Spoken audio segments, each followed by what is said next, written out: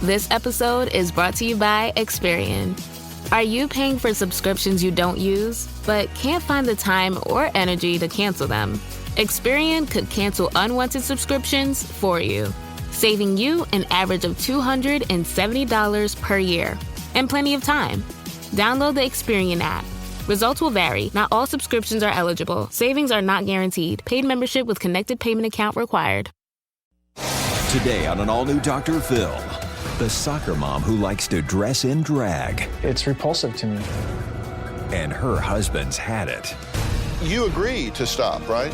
You said, I feel like a gay man trapped in a woman's body. I don't feel that this hurts the children. It hurts your ego. Is this an exploitation? Is it a perversion in some way? Is this an illness in your mind? You can't live with this. I can't. Stand by, Dr. Phil. Some say it's a hard life, but it's hard for us all.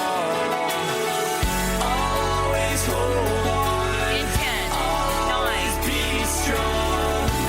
Reach out. 5, 4, 3, 2.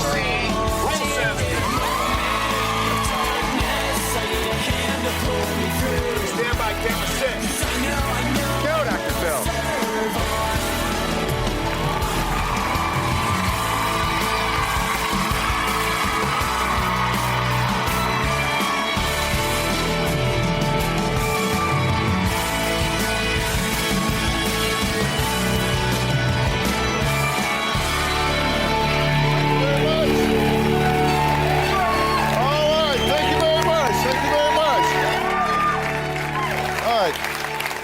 I really love today's show because we're talking about marriage. And of course, we're going to have examples up here, but what we're really talking about is conflict in marriage and how to resolve it. And that includes your marriage at home. Look, every marriage has disagreements. So today, when we talk to these two couples, you're going to find that they have what I think are seriously mismatched expectations.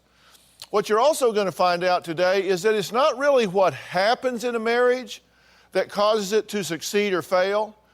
It's violations of what was expected to happen that causes it to succeed or fail.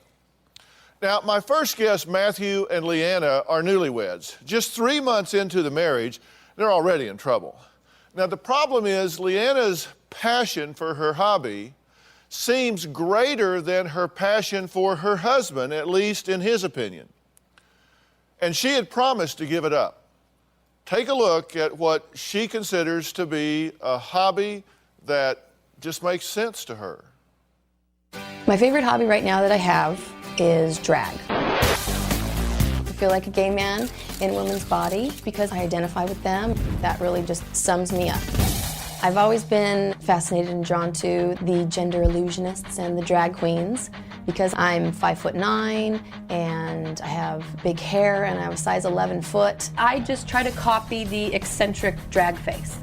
Growing up, I was a tall, awkward child and just always felt like I didn't have the right clothes and didn't have the right hair and just kind of felt out of place. And the final touch to any fierce drag ensemble, a big old bad wig. When I was going to college, my good friend took me out to one of the gay bars and there was a great drag show. I was just amazed and really drawn into it all. I feel very comfortable with these gay men, knowing the fact that they really don't want me. They're not going to try to pursue me sexually. They just maybe want me for my shoes. All right, a gay man in a woman's body is not what Matt thought he was signing up for. So you see my point. If you expect one thing and you get another, then you have this reaction. Now, he comes from a traditional background, and he says that Lianna's outrageous outfits and outings to gay nightclubs are an embarrassment to him, and that he had expected it to stop. I was in shock when I first saw her in drag. I'd never really seen my wife dressed up with the wigs, with the heavy makeup and the eyelashes. It was not appealing. It was not a beautiful look. It was kind of a turnoff.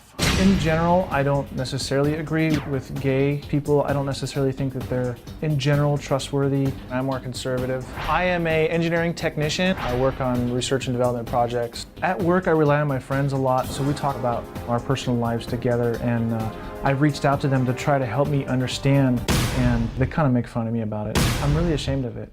I don't think I would have proposed had I known about drag. It's repulsive to me.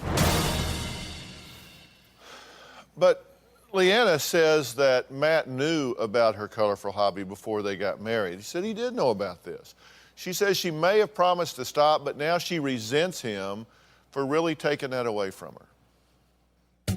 I like the dressing up, and I like this group of adults that I've found that like to play dress up too, because they appreciate my efforts. My husband has many outlets, to unwind and express himself. I support him by going to his softball games. I wear my little team shirt, my little hat, go honey, But when it comes to him supporting and encouraging and nurturing my needs for a hobby, he wants nothing to do with it. That's just not hot. Making that commitment to him, it totally broke my heart. Like I'm giving up on my future, I'm giving up on my dreams. These are funny as a gag. Any man that's gonna make me choose between like my hobby or that can't tolerate something that I do that is completely innocent, then maybe do I really wanna be with somebody like that? Well, Matt and Lianna had a heart-to-heart talk on their honeymoon about her quitting the wigs and the makeup, and that is part of why he's so upset. On the way to the honeymoon, Lianna and I had a long talk about drag. She said, I promise, I will try to find something else to do, but she didn't keep that promise. At times, I feel like she's with me for me to pay the bills and to be a babysitter. When she goes to drag, I'm usually home with the kids. This isn't what I signed up for, no. I don't think her dressing in drag fits our lifestyle. It certainly doesn't fit my lifestyle.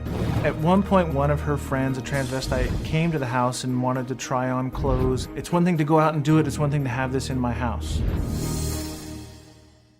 You can't live with this. I can't. So if this continues, is it a deal breaker? I think so, yes.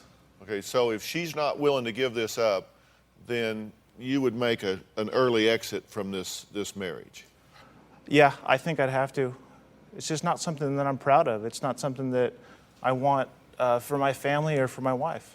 I would hope that Matt would see the big picture, that it's not that it's drag. It's just that I feel that I need an outlet and I deserve to have an outlet. I feel I take care of business and I deserve to have hobbies too.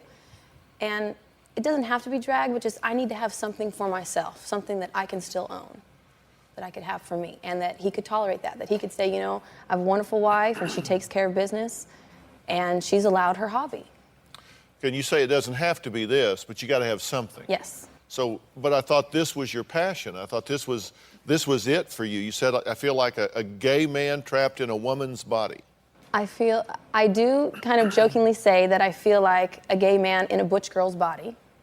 And I very much enjoy this. I just feel it's very fulfilling and it makes sense to me and it just comes naturally. But it doesn't necessarily have to be this, but this just doesn't require as much time as if I were to get into theater or something else that would take more time away from the family and the house. Yeah. So, because you're not really a drag queen. No. Because you're a girl. Technically, yes, I am a genetic female. Technically you would be called like a faux queen. Sure. No, really, that's the term Sure. that's generally used for that. Yeah. You like to play dress up. Yes.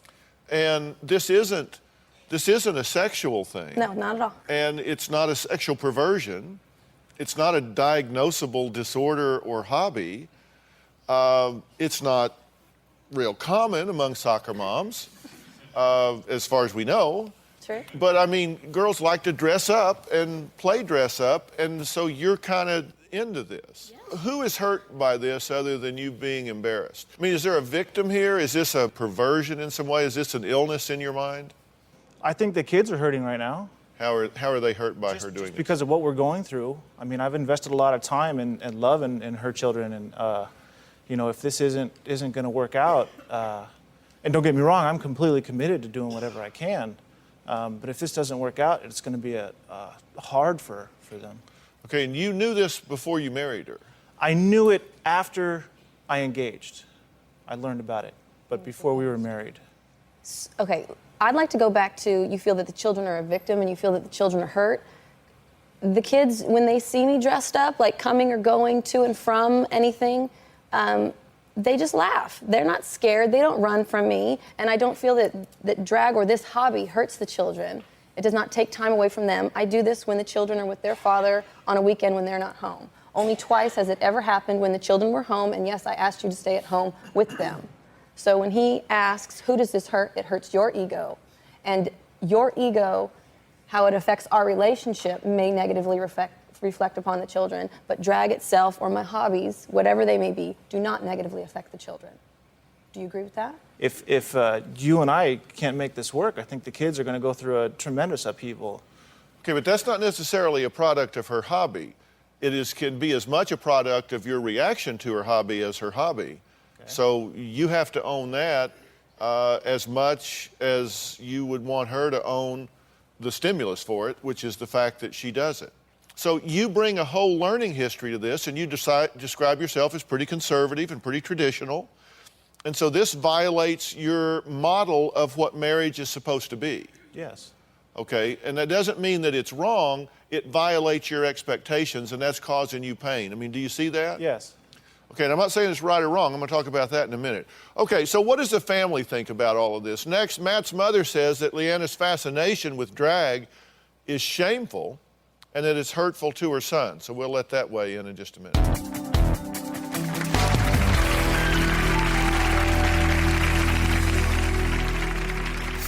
I don't approve of her dressing in gay clothes and going to gay bars. I don't see why.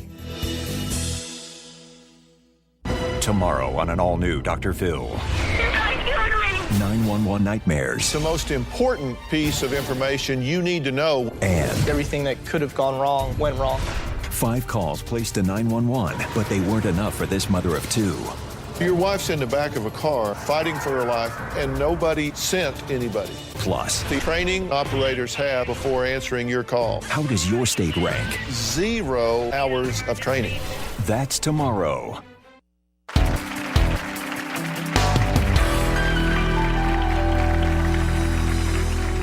Everybody deserves to have an outlet to relax. Dressing in drag doesn't hurt anybody. The one thing that I chose doesn't require a lot of time and effort, and is very fulfilling to me. Well, we're talking with couples who are finding it difficult to compromise. Now, when Matthew married Lianna, he expected a normal wife and mother in a traditional sense. Instead, he got someone with a really flamboyant hobby, with very different views about what is entertaining. Now, Matthew thinks her hobby is a complete embarrassment and he wants it to end. In fact, he expected it to stop when they tied the knot. And you agreed to stop, right? At that point, the discussion on our honeymoon, I agreed to look into other things that I could do that would be as fulfilling or satisfying as a hobby. And now, mind you, I only do this once a month. And to go out, it's local, I'm gone for 4 or 5 hours. So don't seem like I do this every week all the time. It's once a month. And so let's say in the last 10 months, I've gone to 7 events, and that's it. And then since our honeymoon, I went to 1 event, and ever since then, it's just been terrible and downhill. Okay, but you agreed to stop. And I agreed but to you find, don't really want it. I agreed to find something else. And I know that he doesn't really care for it, but there's things that he does that I really don't care for, but I tolerate that because it's just like, you know what? You do what you need to do. You're a grown man. You're an adult. You're a responsible person, and you do what you need to do to make you happy and make yourself feel better. You realize this kind of violates his views and upbringing, and his mother really can't understand why you do this either. So let's hear what she has to say. Lianna has a hobby where she likes to dress up in drag. She goes to drag bars and drag events and even coronations where she's won the contest.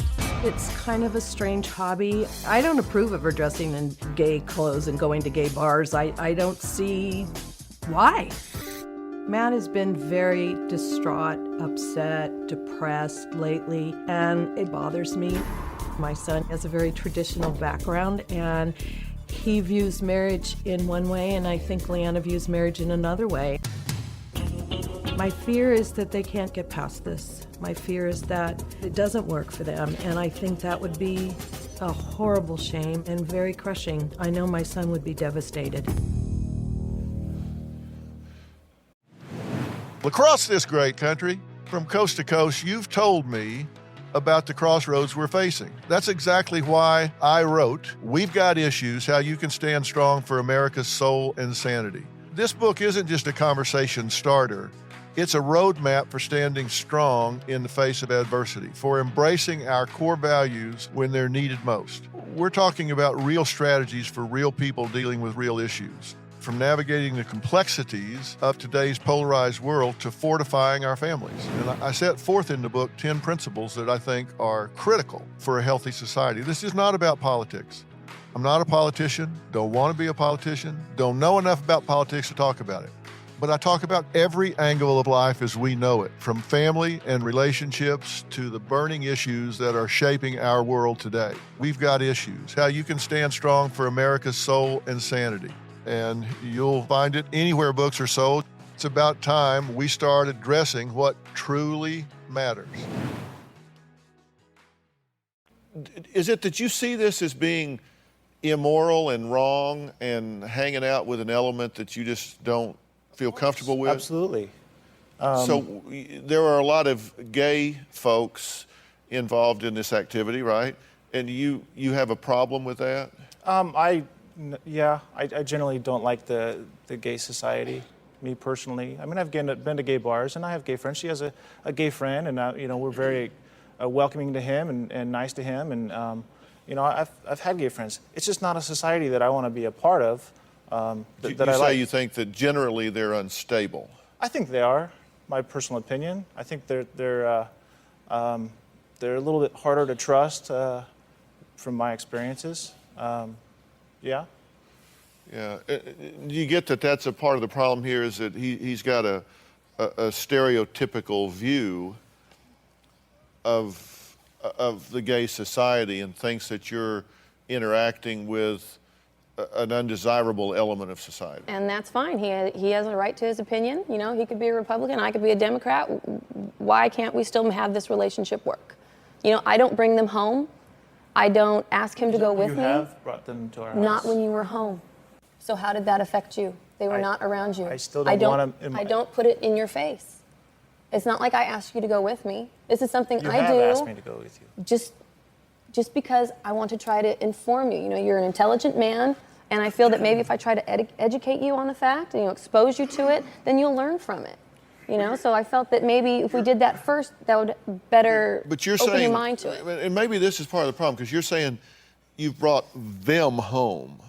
One time. Like those people. I mean, you understand that gay individuals are just as individual as straight individuals. And there are those that are honest and those that are dishonest and those that are nice and those that are tall and those that are short. And I mean, people that are gay are just as individualistic as those that are straight. I appreciate that. I mean, there are some gay people out there. I've had, gay friends, and I appreciate some gay people. I just don't choose to want them around. Is it possible that, although you are concerned about this activity, that the real issue here is what you think she doesn't do in this marriage that you wish she did? Think about that. Matthew and Lianna wrote each other very private letters highlighting their expectations for this marriage. They were private. They allowed me to read them. I think they were intended for my eyes only, so I'm not going to violate that, but I am going to talk about some conclusions that I've drawn from a careful reading of them, numerous careful readings of them, actually. We'll be right back.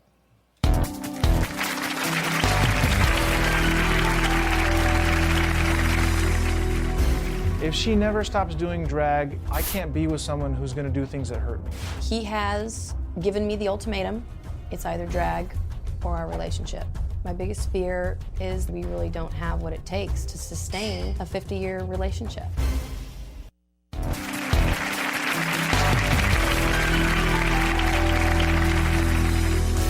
When I get all dressed up in the makeup and the wigs and the clothes and the heels, I just feel fabulous. To me, it's innocent and playful and just very fulfilling. Transformation complete.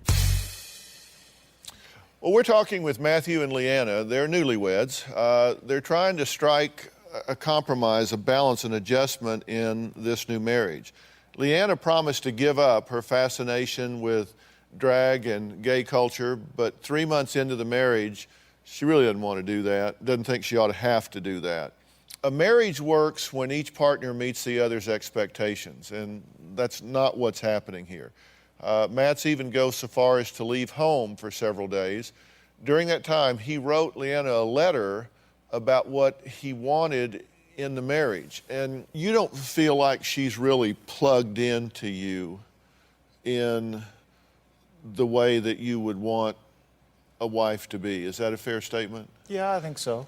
And you admit that in terms of affection and emotion and demonstrativeness, that's not natural for you. True. You didn't grow up with that. It wasn't modeled for you well. You didn't learn it.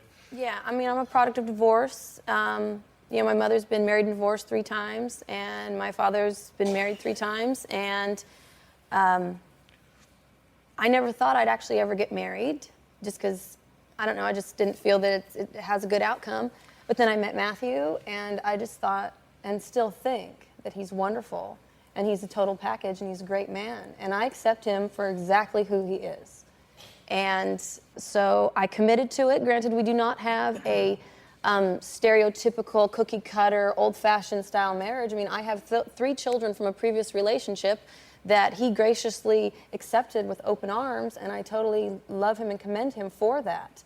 And, you know, I'm self-employed, and I volunteer at the co-op preschool, and I volunteer in the classrooms, and that's very important for me to be a huge part of my children's life. And when I met Matt, I told him that the children are always going to be first. They were here first, and, you know, so I am committed to our relationship, but I'm an individual, and I just, if you fell in love with me and you love me for me enough to pursue me, to propose to me, and to marry me, you should accept me for who I am. And but you can't say along the lines there that, hey, I'm going to throw in this curveball, and now, you know, you think you're marrying this person, and now all of a sudden you're getting this along with it. I've been totally honest with you. I told you that I used to do it before.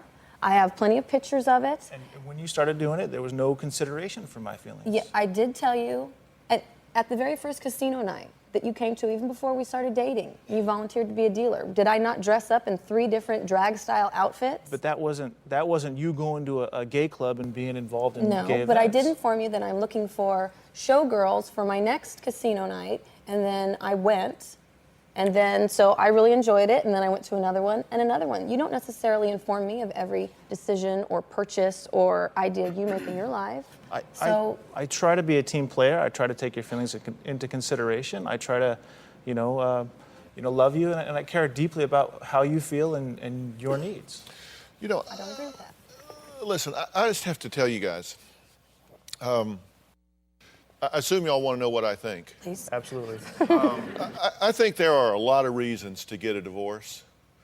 This is not one of them. This is just not one of them. There is always a price for getting into a relationship. You give up privacy, you give up space, you share money, you share time, you share labor. Everybody has jobs, and so it's not the same as being by yourself, where you can do anything you want anytime you want. There's a price for that. And I've always said, if the price for being half of a couple is losing who you are as an individual, then the price is too high. I promise you it won't work. It won't work because you will be so resentful of giving up who you are and what you believe and what you feel. Now, if what you believed and felt was something that was detrimental to you, if it was some perversion, if it was something not healthy for you or for your children, then I would tell you that you need to get help for it. But honestly, as much as I know you would like for me to, I just can't say that. I just don't see anything in the world wrong with you playing dress up and going and doing that. I mean, to me, it's kind of goofy. I wouldn't do it. I think you'd look fabulous, Dr. Phil. Yeah. Maybe I would look good. We could use a wig here and there, Matt. I mean, come on. But I'm sorry, I just can't judge what you're doing as being maladaptive in any way. Now, it's creating friction in this relationship. You can tell that she fights very hard to be her own person. Because, I'm going to talk about you like you're not here for a minute, but when you've been through some of the experiences that she's been through, you kind of have to fight to hold on to yourself. You know, growing up in divorce and growing up in a cold situation and all can make you where you become very self-reliant. Right. You say, okay, I can't depend on these people because they come and go, so I'm going to depend on me. I'm going to make my own way. She's in business for herself. She's very individualistic in these things, but yet she chose, against everything she had ever thought she would do, to actually become part of a couple, which was a huge risk for her to take. A huge risk for her to take. Am I telling the truth? Yes. And because you give yourself to somebody, they can start judging you, they can leave you, they can do all of these things. And now her worst nightmare is coming true. Because she's saying, I took the risk. I let myself love. I let myself engage. I'm really trying to get in there and play the game. And I've kind of got this thing over here that's been kind of an escape for me, kind of a fun thing for me. I never felt real pretty. I got big feet. So I just found a place to kind of play dress up like we did when we were little girls. And I got to give that up too. I don't think you want to take that away from her if you expect to continue to grow as a couple. And frankly, you're kind of rigid about that. You're kind of rigid about that, those people. Well, there's a... Yes. Okay, well, I asked you at the beginning. I said, if this doesn't change the deal breaker, you said, I believe it is. I'm asking you to back off of that. Okay. I'm asking you to back off of that. This woman loves you. And you don't know what an investment that is from her, because to say that is a hard thing for her. I read your letter several times. I read every word of every pre-interview question we gave you. This was a big deal for her. You should be really flattered that she has taken this leap of faith with you. You must be a great guy. Yes. Because she wouldn't have done it if she didn't see something that she really wanted to. Will you think about that? I will. All right. We got to stop. When we come back, a 13-year marriage is in the ditch, and the wife says she needs some time. We'll talk about what that means when we get back.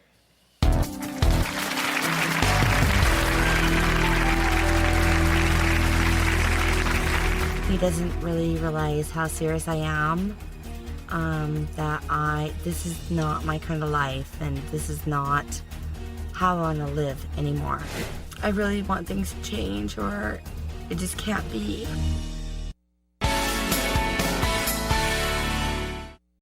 You're a podcast listener, and this is a podcast ad. Reach great listeners like yourself with podcast advertising from Lips and Ads. Choose from hundreds of top podcasts offering host endorsements, or run a reproduced ad like this one across thousands of shows to reach your target audience with Lips and Ads. Go to lipsandads.com now. That's LIBSYN ads.com.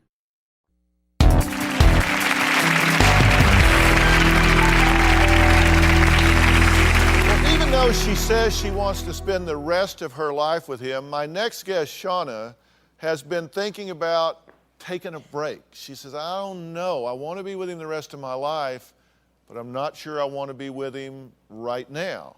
Over the course of their 13-year marriage, Shawna and John have kept it together in spite of problems that would have broken many other couples apart. They survived John's video game addiction, losing their ranch and business, and Shawna's struggle with lupus and a brain tumor. But now, after all that, Shawna says things have finally reached a breaking point. John is very controlling. He will never trust me, and he has no reason not to trust me. John will call me 20 to 30 times if I'm out anywhere without him. He will check my phone, see who's called me, who I've called. John doesn't like if I go anywhere with my friends. He's extremely jealous. Girlfriends, guy friends, anybody, family. He's jealous of everybody. John definitely thinks I go out and drink too much, and that he does not want me to drink at all. That's John's doing to make sure I'm in line. I'm check right there. I'm not having fun. He wants to make sure I'm not having fun. Too much fun. John says none of that is true. He claims it's Shawna who has done the damage by being irresponsible with money, unfaithful to him with a coworker, and inappropriate with John's friends. He says he is tired of mopping up after Shawna's messes. Being with Shawna is almost like having to take care of another child. My wife has a big problem telling the truth. There's been unfaithfulness on her part with about 4 guys. I've had a guy tell me that the wife drinks too much and she gets inappropriate at times. When Shawna goes out and I call her, if it's early enough in the day before she started really drinking, like she'll answer her phone. But then the further she gets into the night, the less she'll answer her phone. So I don't know where she is, who she's with, or what's going on. I have a lot of concerns with my wife's friends. She uses very poor judgment in picking friends, and it seems that she always picks people that are problematic individuals in society. Shawna thinks that she can do whatever she wants, whenever she wants, and I have to pick up the pieces. Well, John blames Shawna's drinking for a behavior that he says is just out of control. She still thinks she's 15 years old, free spirit running around on the street sometimes. You know, I'm gonna drink whatever I want, how much I want, and it doesn't matter how stupid or dumb I get or what spectacle I make of myself, it's me having a good time. I'm sorry, I don't see it that way, because you're 35 years old lying in the gutter in front of your house. What kind of example are you setting for your children? I absolutely do not have a drinking problem. She says that you've called her as much as 13 times in an hour when she's at a friend's house. She says that you've sent 20 texts, 10 calls when she was at the hospital, that you are a dictator to family and friends, that you interrogate her and her friends, that you care only about what you care about, that you've even threatened her when she wants to get away, that you can get really, that you really clamp down in control and try to pull her back and under control. Well, a lot of those things I don't think are true myself. I mean, the calling constantly. I mean, the only time I call her a lot is if she's out and about doing something and she doesn't answer the phone. Then, you know, I'll call back and I get no answer. Then, of course, I'm going to keep calling until I get an answer. So tell me about this taking a break. What do you mean you want to take a break? I want to take a break because I feel things they keep going in circles and we're not getting anything done. We don't resolve them. We make up and it's okay for a couple days and we go back to the same things. We both suppress our feelings on it and just say, oh, okay, for the sake of argument, let's just stop now. And well, so how much of a break do you want to take? A week, a weekend, a couple of days, 6 months, a year? What are you talking about? I was thinking more 6 months to a year. Well, that'd be a lot of phone calls. News to me. Yeah. You're going to call 10 times an hour, that'd be a lot of phone calls. Well, if that was the case, I don't think I'd be calling anybody at all. Well, Shawna says that she has come up with a plan that she thinks could save this marriage. I'm going to find out exactly what that involves when we come back.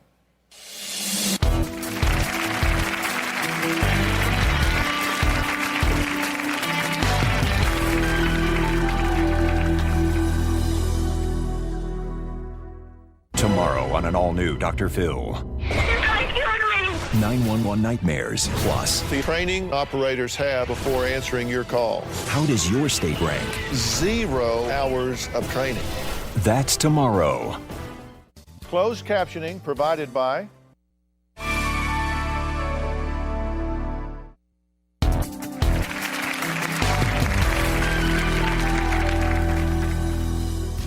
I think that a husband has every right to ask his wife, who are you going out with, what time are you coming home, and what are you going to be doing when you're there? I don't think that's unreasonable. Okay, well, I'm talking with John and Shawna, whose 13-year marriage is at the brink of falling apart. Shawna says that she wants to take a break from her marriage because John is just too controlling. He says her behavior is just irresponsible, out of control, so somebody needs to control something. One more thing they disagree about is what caused them to lose a Texas ranch where Shawna ran her dream business, breeding and boarding horses. Running my horse business, I was empowered. I loved every part of it. I was on top of the world. She would tend to associate more with the horse friends. To me, really didn't have anything to do with the business. It had a lot to do with hanging out and drinking, which I wouldn't be a part of. He would tell me I left him and the kids for animals, for stupid animals and people that I can't trust. She blames me for her business failing when it was just a string of bad luck and bad judgment. She got hooked up with the wrong people who I feel, took advantage of us, ripped her off, and then I'm the one that has to go in and make it right. Okay. Have you been unfaithful in this marriage? I have been unfaithful. Uh-huh. And that creates a trust issue for you. Absolutely. He also has been unfaithful. Okay, well, let's talk about this. We'll talk about that in a minute. I don't mean to sweep that under the rug. That's fine.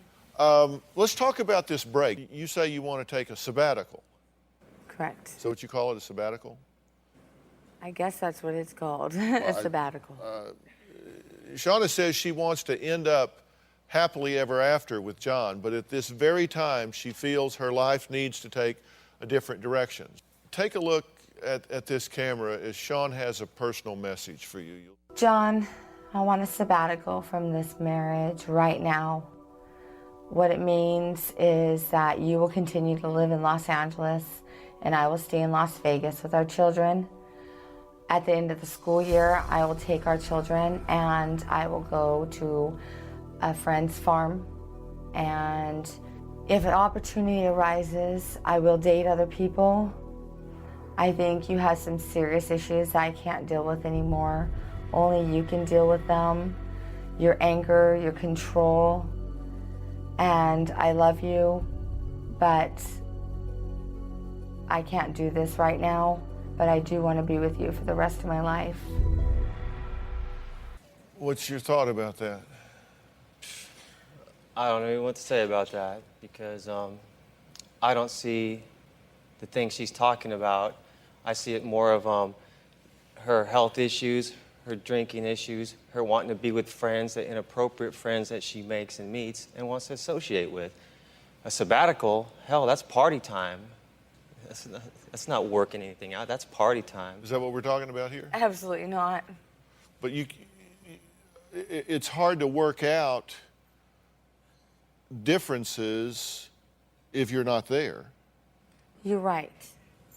But if he doesn't want to be a part of what, he has a very important business and passion to him. And I've followed around to make this happen for him. But we were supposed to make... That's not true at all. Both of us were supposed to be happy in pursuing dreams that we have. And the only thing that makes me happy is to run a ranch and have my kids grow up that way, myself. It's the only thing. It's not what the kids want. No, I get that, but I've got some questions about your plan here, and I'm sure you do. So I got some questions. When we come back, I'm going to ask them. We'll be right back.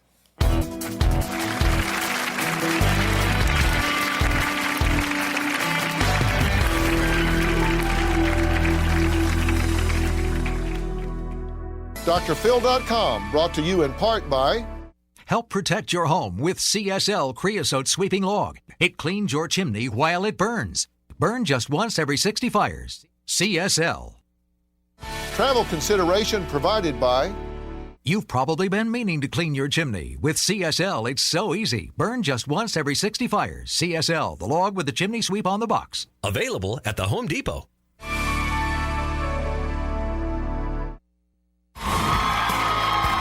If you would like to purchase a tape or transcripts of your favorite Dr. Phil show, please log on to drphil.com or call 866-4-DR-PHIL. That's 866-437-7445. 866-437-7445. I'm at the point now where, hey, it's one or the other. It's me or the bottle. Make your choice. Me or the bottle. I cannot be controlled. I want my life. And if he chooses to share it with me, he does. If he won't, then I'm out of here. Well, Shawna has just informed John that she wants to take the kids and take a break from their marriage and their problems. She's calling it a marriage sabbatical. Let me cut to the chase here. Are you leaving? Are the plans made? Are you leaving? The plans are there. There's no tickets bought. I want us to see if we can work through these issues and be on the same page. If we could be on the same page, and I support his career, he supports and respects mine, and we can work at it and get together on this. I don't think careers have anything to do with this whole discussion, to be honest with you. What you're saying is that you want to take like a year off, that you want to date other men while you're on the sabbatical.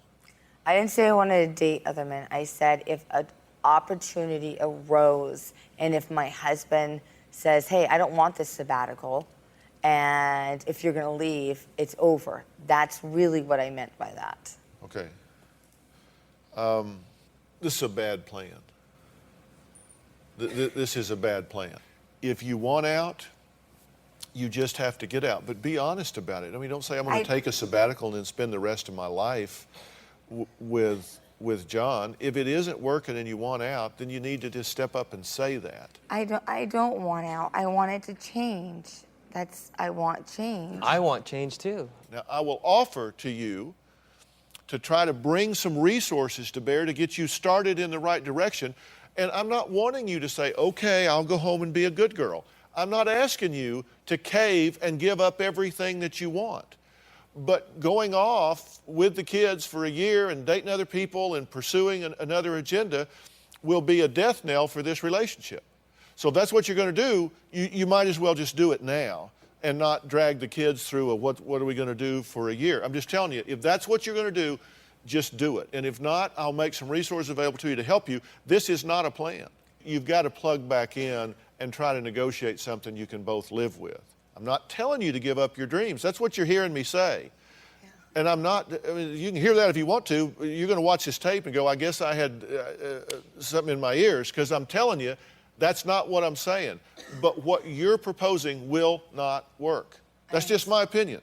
No, I know it's you okay. agree with it. I agree with it. But I have no tools or anything else.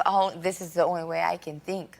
This is the only way I know how to do it. Well, you've put it on the table, and now it's time to talk about this. And you should hear that you're going to have to hear and acknowledge and plug into this, or she's going to A, leave you, or B, resent you till the end of your life. So you got to hear this, and it's not just your way or the highway. You got to hear what she's saying and try to come up with a way where everybody can get what they want. Right. And I'm not a your way or the highway kind of guy, and everybody who knows me knows that. And you know that. Or else I'd have been on the highway a long time ago. We'll be right back.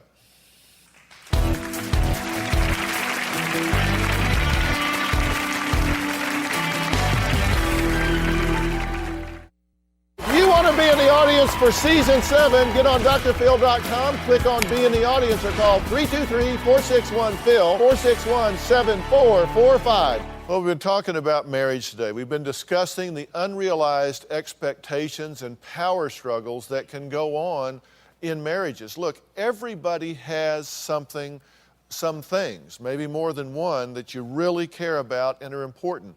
You don't give up on those in order to be part of another couple, but it's a negotiation. Ultimatums are not negotiations. Unplugging are not negotiations. And those are two things that we've seen today that just simply, in my opinion, won't work. Go to drphil.com, click on today's show, and I'm going to give you information on how to really negotiate and compromise inside of a relationship.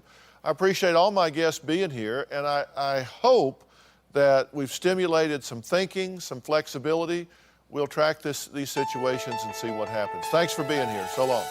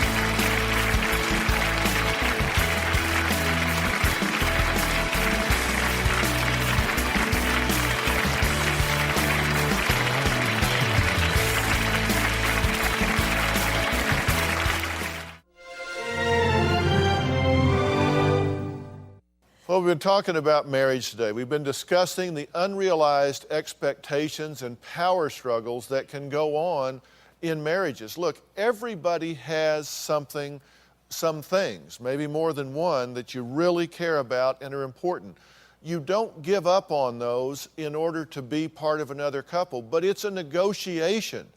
Ultimatums are not negotiations. Unplugging are not negotiations. And those are two things that we've seen today that just simply, in my opinion, won't work.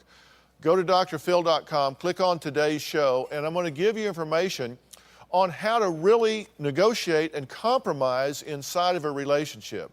I appreciate all my guests being here, and I hope that we've stimulated some thinking, some flexibility. We'll track these situations and see what happens. Thanks for being here. So long.